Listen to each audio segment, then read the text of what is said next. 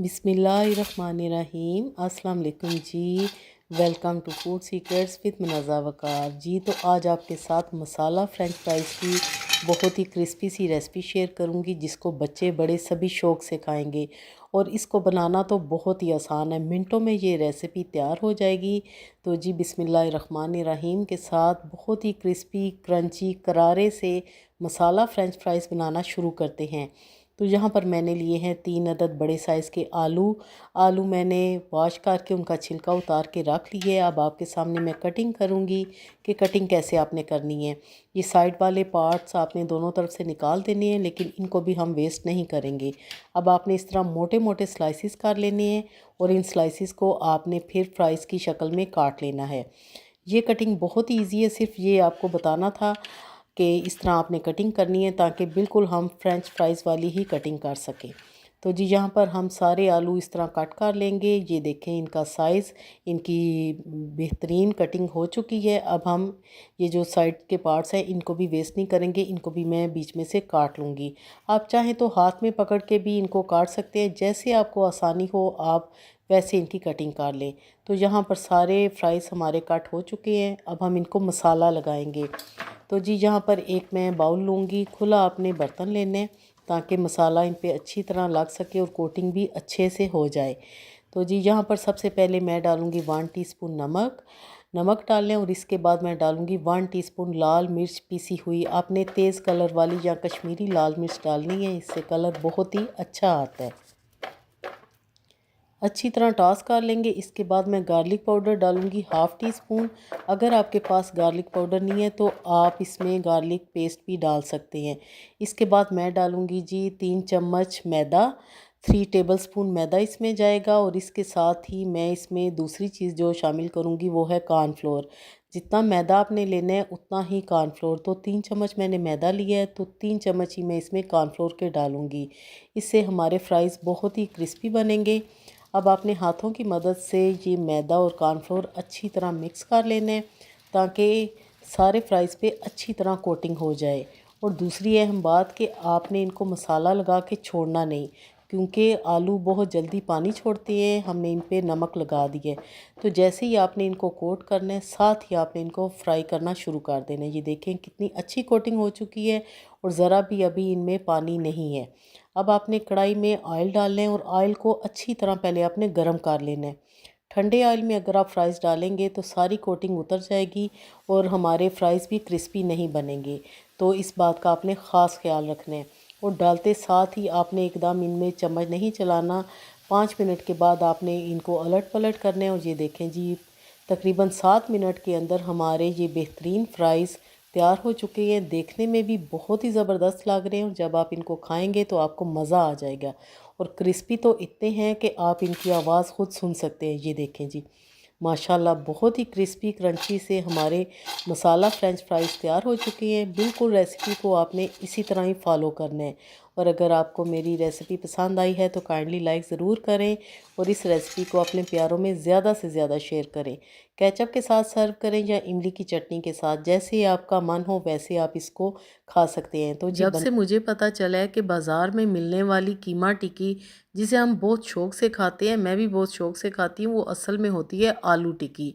तो मेरी तो खुशी की इंतहा ही ना रही कि ये इतनी सस्ती ये बन जाती है। जैसे ही ये मुझे रेसिपी पता चली, मैंने सोचा मैं आपके साथ इसको शेयर करूं। तो यहाँ पर मैंने लिए 5 अदद दरमियाने साइज़ के आलू को आपने मोटा मोटा इस तरह टुकड़ों में काट लेना है और चॉपर में आपने आलू डाल के इनको चॉपराइज़ कर लेना है। अगर आपके पास चॉपर नहीं है तो आप इनको कद्दूकश कर लें। अब आपने एक काम करना है कि इन आलूओं को आपने चॉपर में से निकालना है एक छलनी में, और आपने इनको दबा दबा के इनका पानी निचोड़ लेना है, यानी कि इनको स्क्वीज़ कर लेना है। या आप छलनी में इस तरह स्पैचुला की मदद से सारा पानी निकाल लें और एक बाउल में इनको निकाल लें। अब हम एक प्याज को भी चॉपराइज़ करेंगे, उसका भी पानी निकाल के हम इसमें शामिल कर देंगे। एक जाएगी लाल मिर्च और 2 जाएंगी सब्ज़ मिर्चें, हरा धनिया, अंडा जाएगा, 2 चम्मच बेसन और 2 चम्मच मैदा। इसके साथ 1 चम्मच भर के जाएगा जी इसमें चिकन पाउडर या चिकन क्यूब। उसके साथ हम इसमें डालेंगे बेसिक से मसाले, जिनमें है कुटी लाल मिर्च, काली मिर्च, ज़ीरा और धनिया साबुत कुटा हुआ, नमक इसमें जाएगा और थोड़ा सा जाएगा जी हल्दी पाउडर। सारे स्पाइसेस को आपने अच्छी तरह मिक्स कर लेना है। 1 चम्मच मैंने डाला था अदरक लहसुन कुटा हुआ, अगर आप चाहें तो पाउडर भी डाल सकते हैं। टिक्की की शेप में हम इनको बनाएंगे और शैलो फ्राई कर लेंगे। फ्राइंग टाइम इनका होगा जी 7 से 8 मिनट। सो वीवर्स, अगर आपको रेसिपी अच्छी लगी है तो लाइक करना बिल्कुल भी मत भूलिएगा और इस रेसिपी को अपने प्यारों में ज़्यादा से ज़्यादा शेयर करें, रीपोस्ट करें। और फर्स्ट टाइम अगर आप मेरे अकाउंट पे आए हैं तो ज़रूर फॉलो कीजिएगा। जब ये टिक्कियाँ बना के आप अपने मेहमानों को या घर वालों को खिलाएंगे ना, तो यकीन करें आपकी वाह वाह हो जाएगी जब आप उनको बताएंगे कि ये सिर्फ आलू की टिक्की है और इतनी टेस्टी, जो देखने में और खाने में बिल्कुल ऐसे ही है जैसे कीमा टिक्की।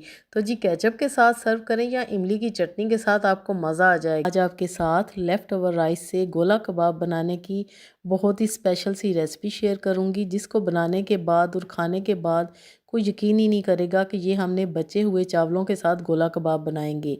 टेस्ट में बिल्कुल ये ऐसे ही लगेगा जैसे कि हमने इसमें कीमा शामिल किया है। हालांकि इसमें कीमा चिकन कुछ भी हमने शामिल नहीं करना और ये बहुत ही मज़े के बनेंगे। तो जी यहाँ पर मेरी फ्रिज में भी कल का पुलाव पड़ा हुआ था, तो इसमें से मैं साबुत गरम मसाले निकाल लूँगी और इसमें मैं एक मीडियम साइज़ की प्याज, हरा धनिया और हरी मिर्चें चॉप करके वो शामिल कर दूंगी। अब मैं इसमें शामिल करूंगी बेसन। यहाँ पर 2 टेबलस्पून मैंने इसमें बेसन शामिल किया है, 2 से 3 चम्मच जाएंगे। इसके बाद मैं इसमें शामिल करूंगी जी मैदा भी 1 चम्मच। मैदा अगर आपके पास नहीं है तो आप इसमें कॉर्नफ्लोर का 1 चम्मच डाल दें, इससे कबाब बहुत ही बाहर से क्रिस्पी बनेंगे। अब शामिल करेंगे नमक 1 टीस्पून।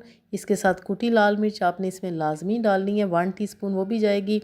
थोड़ा सा हल्दी पाउडर डालेंगे ताकि कलर अच्छा आए। थोड़ा सा हम इसमें डालेंगे गरम मसाला पाउडर और उसके साथ आपने काली मिर्चें भी डालनी है। 1 टेबलस्पून आपने इसमें ऑयल शामिल करना है और 1 अदद अंडा आपने अलग प्याली में तोड़ के इसमें शामिल करना है, क्योंकि अक्सर ऐसा होता है कि अंडे बाज़-औक़ात ख़राब निकल आते हैं। तो आपने एज़ इट इज़ उसको इसमें चावलों में शामिल नहीं करना, आपने पहले उसको अलग से तोड़ना है। अब हम अच्छी तरह इस सारे मिक्सचर को मिक्स कर लेंगे कि ये बिल्कुल एक कीमे की शेप में आ जाए। बस जी, अब हम एक ही तरह का बैटर, मतलब एक ही साइज़ में बैटर उठाएंगे और उसको इस तरह हाथों में रोल करके उसके गोला कबाब बना लेंगे। आपने एक ही साइज़ के बनाने हैं। आप चाहें तो इसको गोल शेप में भी बना सकते हैं, लेकिन हम बना रहे हैं गोला कबाब ताकि ये और देखने में भी अच्छे लगें और खाने में तो ये बहुत ही टेस्टी बनेंगे इंशाल्लाह ताला। तो जी ये देखें, आपको नज़र आ रहा है कि ये ज़रा भी नहीं लग रहा कि ये चावलों के कबाब है।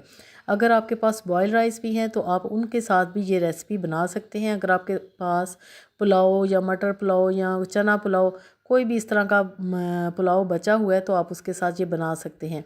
अब आपने इनको किसी चीज़ में डिप नहीं करना, ना ही अंडे में, ना ही क्रम्स लगाने, कुछ भी नहीं लगाना। आपने इनको पैन में सिंपल शैलो फ्राई कर लेना है, जिससे कि ये इनको बनाना और भी आसान हो जाएगा।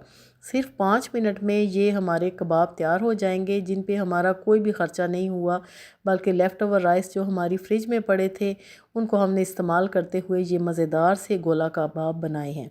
जो भी खाएगा वो पहचान ही नहीं पाएगा कि ये बिना कीमे, बिना चिकन के, बिना किसी गोश्त के ये कबाब बने हैं, क्योंकि ये बहुत ही टेस्टी बने हैं। मेरे घर में तो अब जब भी चावल बच जाते हैं तो मैं जल्दी से अगले दिन या उससे अगले दिन ये रेसिपी बना लेती हूँ और सभी शौक़ से खाते हैं। वरना अगर चावलों में चिकन ना हो या कोई भी गोश्त कीमा वगैरह ना हो तो बच्चे नहीं खाते, बड़े भी नहीं खाते, कहते हैं कि नहीं खाली चावल अब क्या खाएं। तो आप उन चावलों को इस तरह इस रेसिपी में इस्तेमाल करते हुए ये मज़ेदार से गोला कबाब बनाएंगे तो सभी शौक़ से खा लेंगे। केचप के साथ सर्व करें या इमली की चटनी के साथ या ग्रीन रायते के साथ, बहुत ही मज़े के लगेंगे। टी टाइम स्नैक्स के तौर पे भी आप इनको इस्तेमाल कर सकते हैं। तो जी यहाँ पर मैंने सिंपल केचप ली है और केचप के साथ मैं आपको टेस्ट करके बताती हूँ कि ये कैसे बने हैं। तो जी ये बहुत ही ज़बरदस्त बने हैं, बहुत ही यम्मी बने हैं, बहुत ही मज़े की बनती है। मुझे तो ये इतनी पसंद है कि ये मैं बार बार बनाती हूँ और आप भी इसको बार बार बनाने पर मजबूर हो जाएंगे। बहुत ही आसान है। तो चलिए बिस्मिल्लाहिर्रहमानिर्रहीम के साथ मज़ेदार सा सैंडविच केक बनाना शुरू करते हैं, जो कि आपको बेकरी पे अक्सर नज़र आता होगा। वो इतना मज़े का नहीं होगा जितना हेल्दी साफ़ सुथरे तरीके से और बहुत ही ज़्यादा मज़े का हम खुद घर पर बनाएंगे। तो यहाँ पर है मेरे पास कुछ वेजिटेबल्स, 2 अदद उबले हुए अंडे, थोड़ा सा बॉयल किया हुआ चिकन और ब्रेड के स्लाइसिस हैं मेरे पास 6 अदद। तो सबसे पहले हम एक सॉस बनाएंगे। 2 टेबलस्पून मैंने ली है मायोनीज़। 2 टेबलस्पून ही मैं इसमें डालूंगी चिली गार्लिक सॉस।